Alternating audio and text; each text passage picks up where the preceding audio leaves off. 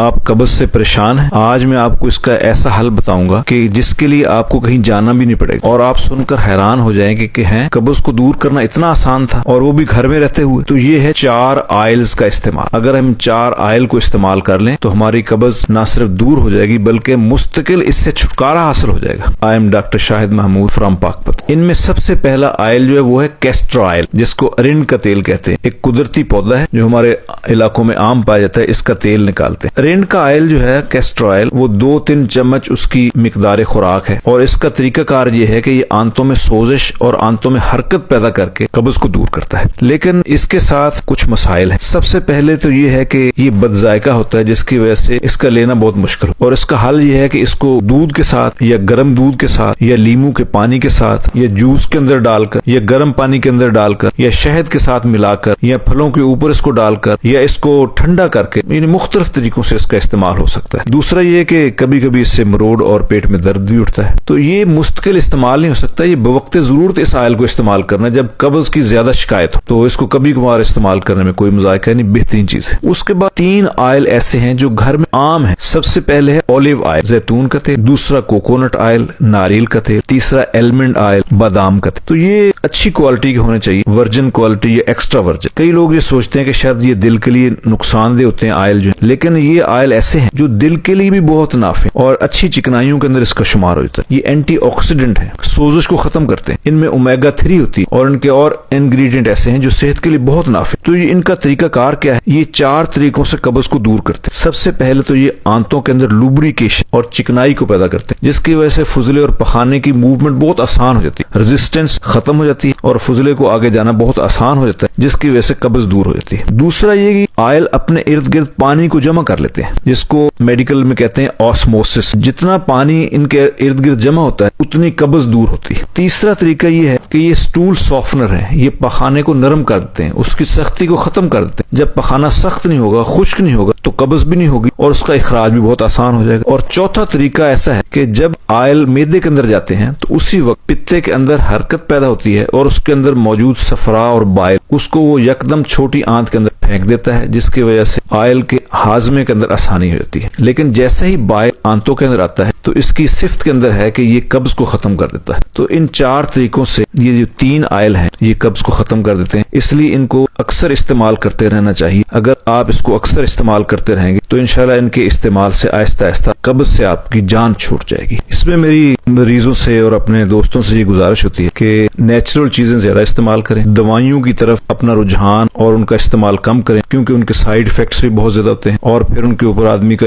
انحصار اور ڈیپینڈنس ہو جاتی ہے۔ تو یہ قدرتی چیزیں اگر آپ استعمال کریں گے تو بغیر کسی تکلیف کے، بغیر کسی سائیڈ ایفیکٹ کے آپ اپنے مرض کو دور کر لیں گے۔ اس لیے ان قدرتی طریقوں کو اور ان قدرتی چیزوں کو آپ اپنائیں، ان کو استعمال کریں اور دائمی صحت حاصل کریں۔ Thanks for watching. اللہ حافظ۔